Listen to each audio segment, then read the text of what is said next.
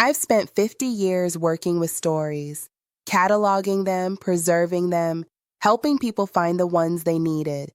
But I never imagined that one day I'd be sitting here trying to make sense of my own story, the one I never wanted to live. Today, I want to share something with you that doesn't have a happy ending, doesn't offer easy answers, and might make you uncomfortable. It's about how you can lose everything while doing nothing wrong, and how love isn't always enough. My name is Catherine Brennan, though everyone calls me Kathy. I'm 73 years old now, retired from the public library where I worked for 32 years.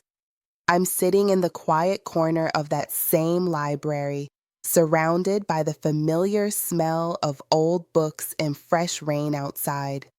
In front of me is a photo album I can no longer update, filled with pictures of grandchildren I'm no longer allowed to see.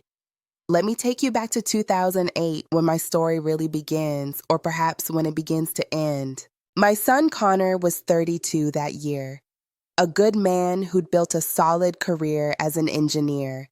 He'd always been thoughtful, a bit reserved like his father Patrick, but with a warm heart.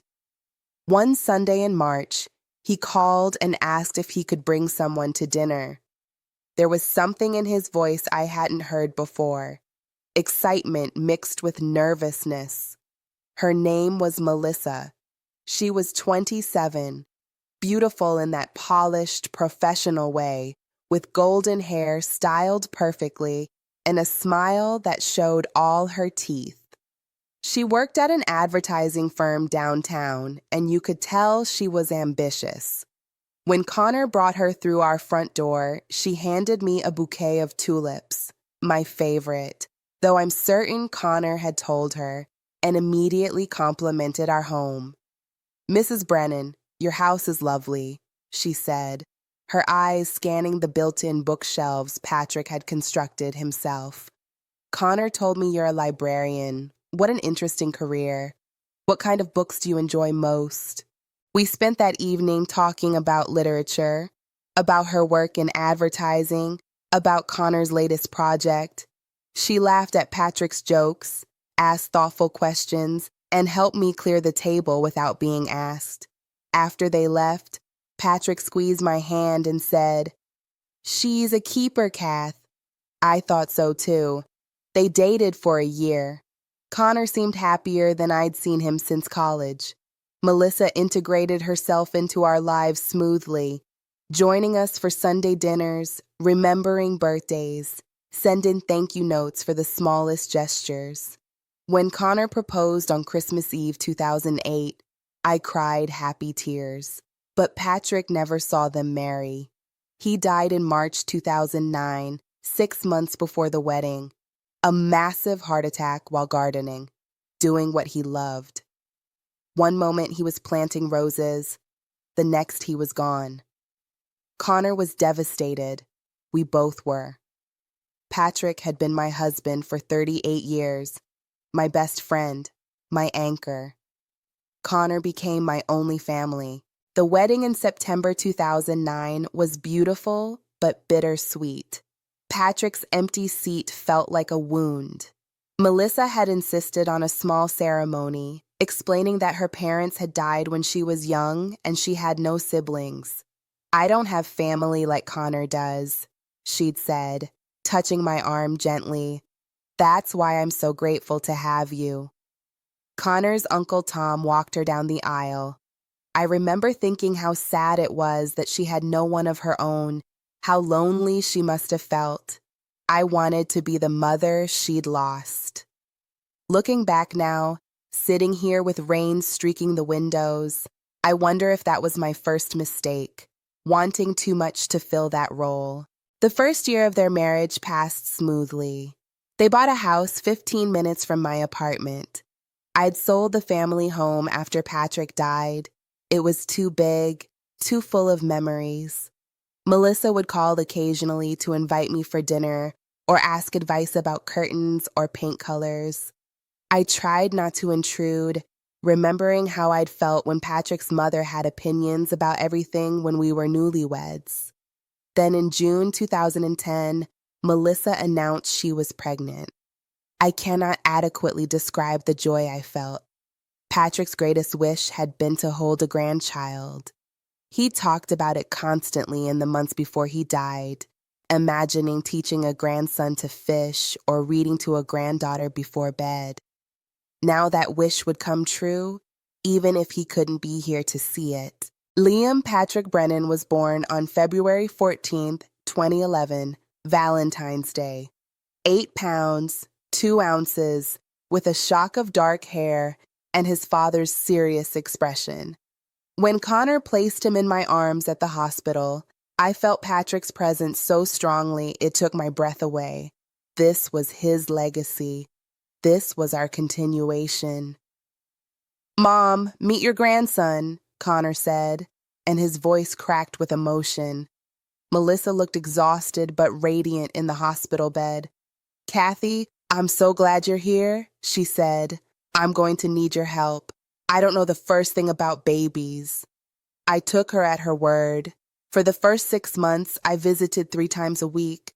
I brought casseroles and fresh bread, cleaned their kitchen while Melissa napped, held Liam so she could shower. I changed diapers, walked him when he was fussy, shared the things I'd learned raising Connor. Melissa seemed genuinely grateful, always thanking me, telling Connor how lucky they were to have me.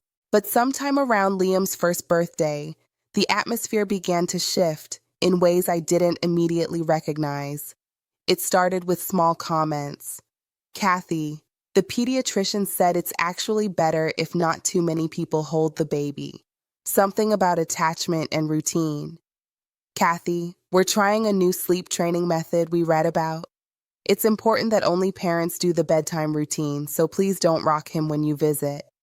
Kathy, maybe you could come just once a week instead of 3 times? The doctor said Liam needs to build primary attachment to his parents." I told myself this was reasonable. They were new parents finding their way. I cut back my visits, waited to be invited rather than dropping by, but the invitations became less frequent. When I did visit, Melissa would hover nearby, watching how I held Liam, correcting my technique. "We don't do it that way anymore," became a common refrain. Connor seemed caught in the middle, uncomfortable but silent. In 2012, Emma was born. A beautiful girl with blonde hair like her mother's. This time, I was more cautious. I didn't want to overstep, didn't want to be the interfering grandmother. I waited for invitations that came sporadically. I asked before visiting, before bringing gifts, before offering help. It didn't matter. The distance continued to grow. The first Thanksgiving after Emma's birth, in 2012, I offered to host. Melissa agreed but said they could only stay for a few hours. I spent 2 days preparing Patrick's traditional Irish stew, the recipe his mother had brought from Cork, the one Connor had grown up eating every holiday. It was more than food. It was connection, memory, love simmered in a pot. When Melissa tasted it, her face twisted slightly. "Kathy, It's quite heavy, isn't it? We're really trying to eat healthier now. All this oil and fat isn't good for the children." Before I could respond, she picked up the entire pot, my grandmother's pot, seasoned over decades, and scraped the contents into the garbage disposal. The sound of it grinding up my family's history is something I can still hear when I close my eyes. Connor watched from the doorway. He said nothing. I served the store-bought turkey Melissa had brought instead, bland and dry. We ate in near silence, while 2-year-old Liam pushed peas around his plate and baby Emma slept in her carrier. They left before dessert.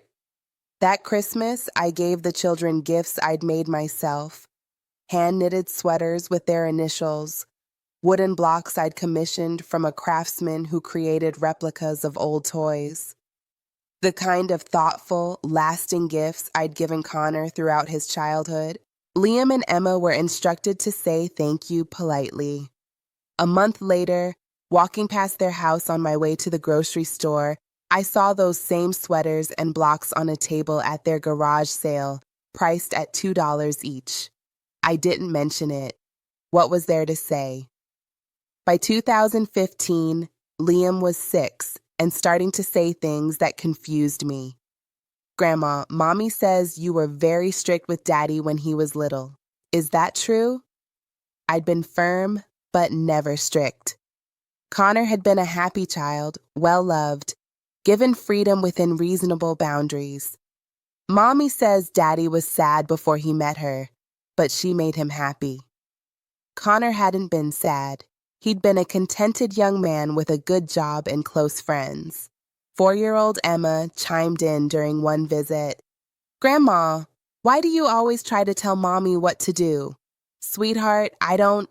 Mommy says you think you know better than her about everything. I'd been careful, so careful, to offer suggestions only when asked. But even innocent observations, Liam seems cold, maybe another layer, were apparently being reframed as criticism, interference, judgment.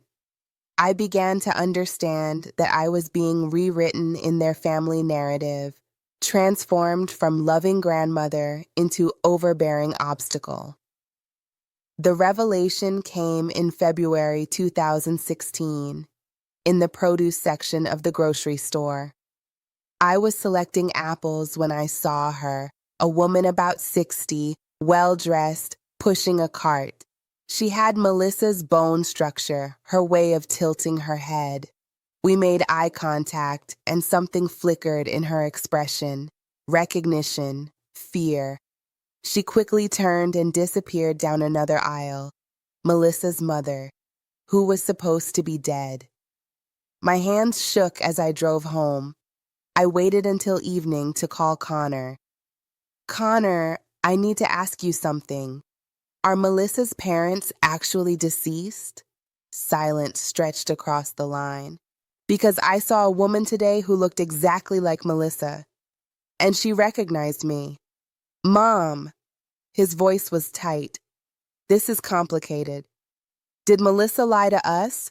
Are her parents alive? Melissa had a difficult childhood. She's estranged from her family. It's painful for her to discuss, so she tells people they're dead. It's easier. But Connor, she lied. To us. At your wedding, Mom, enough. This is Melissa's private business. She's entitled to handle her past however she needs to. I need you to respect that and never bring this up again. I just want to understand. There's nothing to understand. This conversation is over. He hung up. I sat holding the phone, understanding with cold clarity that I would never be the priority. In any conflict between his mother and his wife, Melissa would win. Perhaps that's how it should be. A man shall leave his father and mother and cleave to his wife. But I hadn't expected cleaving to mean complete severance. The final break came at Liam's 9th birthday party in September 2017. I'd received a text invitation, just the date, time, and address, no personal message. I bought a gift, a book series I'd loved sharing with Connor at that age, wrapped it carefully, and drove to their house. The front door was closed, but I could hear music, laughter, children's voices. I rang the doorbell. No answer. I knocked. Nothing. I called Connor's phone. It rang, but he didn't pick up. I stood on that porch for 20 minutes, holding my wrapped gift, listening to my grandson's party happening without me. Neighbors walking by gave me curious looks. Finally, humiliated, I left the present on the doorstep and drove home. The next morning, Connor called. Mom, we need to talk about yesterday. Why wasn't I let in? I was invited. Melissa felt that your presence would create stress. She's been feeling overwhelmed and she needs space to parent without feeling judged. I wasn't judging anyone. I just wanted to celebrate Liam's birthday. You need to respect our boundaries. Melissa is the children's mother. What she says goes. And what about me? Am I not their grandmother? You are, but that doesn't give you automatic rights. You need to wait to be invited, and sometimes the invitation won't come. That's just how it is. I heard Melissa's voice in the background, couldn't make out the words. I have to go, Mom. Please think about what I've said. For days afterward, I replayed every interaction, every conversation, searching for what I'd done wrong. Had I been too forward, too opinionated, too present, or not present enough? Then in January 2018, I found a lump in my breast. The mammogram confirmed it, early stage breast cancer. Treatable, the doctor said, but I'd need surgery and chemotherapy. I was terrified, not of dying, but of going through it alone. I called Connor immediately. Mom, I'm so sorry. That's really scary. I'll try to come visit soon. He came once, 3 weeks after my surgery. He stayed for 30 minutes, checked his phone constantly, and left saying Melissa needed him home to help with the kids. Melissa didn't come. The children didn't come. During the months of chemotherapy, every Tuesday afternoon, sitting in a chair while poison dripped into my veins to kill the poison growing inside me, I was alone except for my neighbor Alice, who came when she could. Alice was kind, but she wasn't family. She wasn't my son. She wasn't my grandchildren. I'd lie in that chair, sick and exhausted, and wonder what I'd done to deserve this abandonment. I'd raised Connor with love, supported his dreams, celebrated his successes, comforted his failures. I'd welcomed Melissa into our family, tried to help, tried to respect boundaries, tried to be what they needed, and still, when I needed them, I sat alone. By late 2018, I was cancer-free. My hair was growing back, silvery and thin. I decided to try again to reconnect.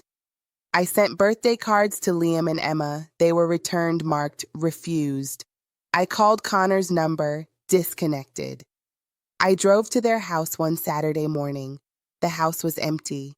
A for sale sign stood in the yard. They had moved without telling me. I sat in my car across from that empty house for an hour, watching strangers tour the rooms where my grandchildren had lived. Eventually, a realtor noticed me and approached, concerned. I drove away. Back in my apartment, I did something I'd resisted for years. I hired a private investigator. 2 weeks later, he delivered his report. Connor, Melissa, Liam, and Emma had relocated to a city 800 miles away. Connor had taken a new job. Melissa had been promoted. The children had enrolled in new schools. They'd left no forwarding address with neighbors, no mention of keeping in touch. They had simply erased me. The investigator asked if I wanted him to find their new address. I said yes, then no, then yes again. Finally, I told him no. What would be the point? If Connor wanted me in their lives, he knew how to find me. My phone number hadn't changed. My address hadn't changed. I was exactly where I'd always been. They were the ones who'd moved. But I learned to use Facebook. Alice's granddaughter helped me set up an account. And there they were, living their lives in public view while keeping me out in private. Melissa's posts were frequent and carefully curated. Photos of family dinners, of Liam at soccer practice, of Emma at dance recitals, pictures from beach vacations and camping trips and birthday parties, always smiling, always perfect, always captioned with gratitude. Blessed to have such a supportive husband. My children are my entire world. Family is everything. I wasn't in any of those photos. I'd never been in them.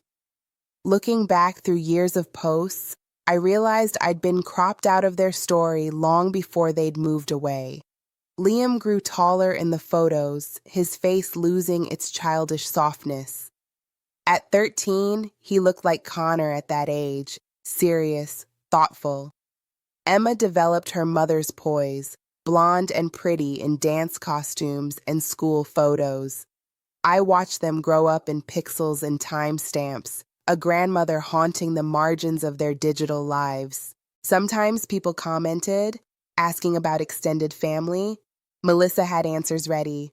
Connor's mother lives far away. We don't see Connor's family much. And eventually, Connor's mother isn't part of our lives. It's healthier this way. No one questioned it. No one asked for my side. In the modern narrative, mothers-in-law are automatically suspect, and young mothers setting boundaries are automatically heroic. The final blow came in November 2021. I'd been writing letters, one a month, addressed to Connor and Melissa, telling them about my life, asking about theirs, expressing my love for the children. I never received responses, but at least they weren't returned. I hoped that meant someone was reading them. Then a certified letter arrived from a law firm. I signed for it with shaking hands, opened it at my kitchen table. Dear Ms. Brennan, we represent Connor and Melissa Brennan. Our clients have instructed us to notify you that your continued attempts to contact them constitute unwelcome communication.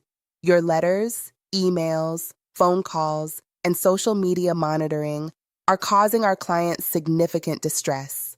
Please cease all contact immediately. Failure to comply may result in legal action, including restraining orders. The letter went on, full of legal terminology that reduced my love to harassment, my longing to stalking.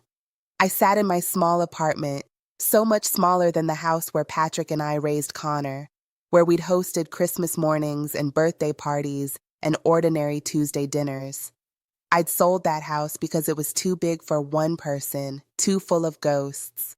Now I lived in 3 rooms that felt like exile. I read that lawyer's letter over and over until the words blurred. My son, my only child, the baby I'd nursed through colic and walked through nightmares, whose scraped knees I'd bandaged and whose heartbreaks I'd soothed, had hired a lawyer to tell me to stay away. I didn't write again after that. What was the point? But I did keep watching Facebook, unable to help myself. Last year, in June 2024, Melissa posted Liam's high school graduation photos. He was 16, tall and handsome in a suit, standing between his parents with his diploma. The comments filled with congratulations, with hearts and applause emojis. Someone asked, "Where's Grandma in these pictures?" Melissa's response came quickly. Connor's mother isn't in our lives. This is our choice, for the health of our family. We're blessed with chosen family who support us. The likes and supportive comments poured in. Good for you for setting boundaries. You don't owe anyone access to your children. Blood doesn't make family. No one asked what I'd done. No one wondered if there might be another perspective. The story was already written, and I was the villain, the toxic mother-in-law who'd been righteously excluded. My therapist, Dr. Williams, has a term for this: parental alienation, though it typically refers to divorce situations. Sometimes, she explained during one of our sessions, people need an external enemy to solidify their internal unit. Melissa may have unresolved trauma from her own family. The fact that she completely cut them off suggests significant pain. By making you the problem, she creates a clear boundary around her nuclear family. And Connor, he's choosing his wife, which is developmentally appropriate. But complete estrangement isn't normal or healthy. So what do? I asked. You grieve, she said simply. You grieve the relationship you thought you'd have with your grandchildren. You grieve the son you used to know. You accept that you may never get answers or reconciliation, and you try to build a life that isn't centered on this loss. I'm trying. Some days are easier than others. I volunteer at the library where I used to work, helping elderly patrons navigate computers. I attend a book club. I have coffee with Alice and two other women from my building. I take walks. I read. I exist. But there's always an emptiness, a Liam and Emma-shaped hole that nothing fills. I'm 73 now. Liam is 17, probably applying to colleges. Emma is 15, navigating high school. By the time they're adults, old enough to seek me out if they want to know my side of the story, if Melissa's version has left them curious about the truth, I may be gone. I think about that sometimes, about dying with them thinking I was some monster their mother had to protect them from, about never getting to explain that I loved them, that I only ever wanted to be part of their lives, that my crime was simply existing in a space Melissa wanted empty. I didn't lose them because I abused them. I didn't lose them because I was neglectful or cruel or harmful. I lost them because I was rewritten, transformed from a loving grandmother into an interfering villain in a story Melissa needed to tell. And Connor chose to believe that story, or at least to live as if it were true. The children only know what they've been told. To them, I'm probably a vague memory at best, a cautionary tale at worst, the grandmother who couldn't respect boundaries, who made their mother uncomfortable, who had to be cut out for everyone's well-being. Sometimes I wonder what would have happened if I'd done things differently, if I'd never offered advice, never brought gifts, never tried to help, if I'd been completely passive, waiting only for explicit invitations, never expressing opinions or preferences. But then I wouldn't have been myself. I'm a mother and a grandmother. Love is my instinct. Care is my language. I can't apologize for that, even if it cost me everything. I don't hate Melissa. Truly, I don't. I feel sorry for her. Anyone who needs to cut people off so completely, her own family, then me, must be carrying enormous pain. Whatever happened in her childhood left wounds deep enough that she had to build walls instead of bridges. I wish I could have helped her heal instead of becoming another person she needed to exclude. I don't hate Connor either. I'm disappointed, heartbroken, but I understand. Marriage requires loyalty, and he's being loyal to his wife. I just wish loyalty didn't have to mean cruelty. I wish he could honor his commitment to Melissa while still maintaining some connection to me. But perhaps in his mind, it's an either-or choice. Perhaps Melissa has made it one. Sitting here in this library, in this corner I've claimed as my own, I look at the photo album I can no longer update. The last picture is from 2017, Emma at 6 years old, showing off a gap where her front tooth had fallen out, grinning with pure, uncomplicated joy. She's 15 now. I've missed her first crush, her first heartbreak, her transformation into a young woman. I've missed Liam learning to drive, his first job, his journey from boy to young man. I've missed birthdays and holidays and ordinary Tuesdays. I've missed everything. My punishment isn't for something I did. It's for something I am. The previous generation, the other woman in Connor's life, the complication Melissa didn't want. In her story, there could only be one mother figure. I lost that competition before I knew I was in it. But here's what I do. Every Sunday evening, I come to this library, to this corner, and I write 2 letters, one to Liam, one to Emma. I tell them about my week, about books I've read, about memories of their father as a boy. I tell them I love them and miss them and that I'm proud of who they're becoming. Even though I only know them through carefully curated social media posts, I don't mail these letters.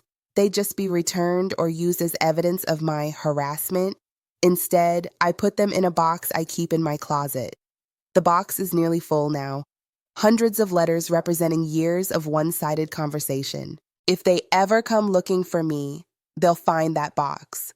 They'll see proof that I never gave up, never stopped loving them, never stopped being their grandmother even when I wasn't allowed to act like one. They'll read about the woman I actually am, not the villain they were taught to fear. Maybe that day will never come. Maybe they're so thoroughly convinced of Melissa's narrative that they'll never question it. Maybe I'll die and someone will throw out that box of letters, never knowing what it meant. But I have to believe in the possibility. I have to believe that love leaves traces even when it's not returned, that truth has a weight that outlasts fiction, that someday, somehow, they might want to know. This isn't the story I wanted to tell. When Liam was born, I imagined different stories, teaching him to read, taking both grandchildren to the zoo, hosting sleepovers, and making cookies.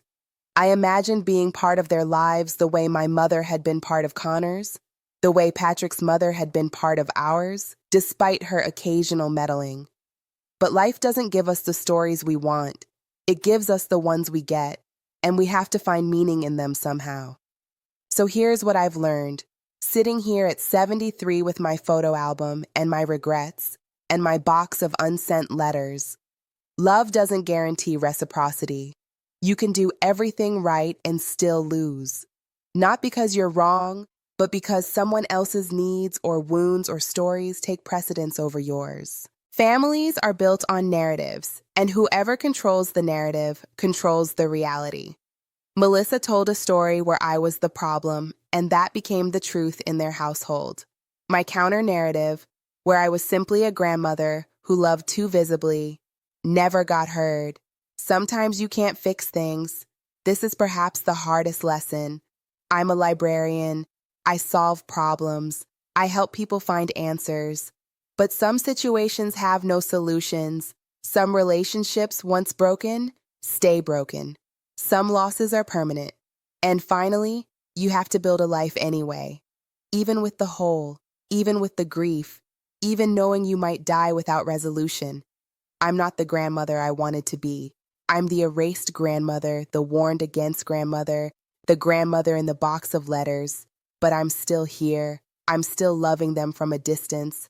I'm still hoping that someday, somehow, they'll want to know the truth. Outside this library window, the rain continues to fall, gentle and persistent. I'll close this album soon, return it to my bag, and walk home through wet streets to my small apartment.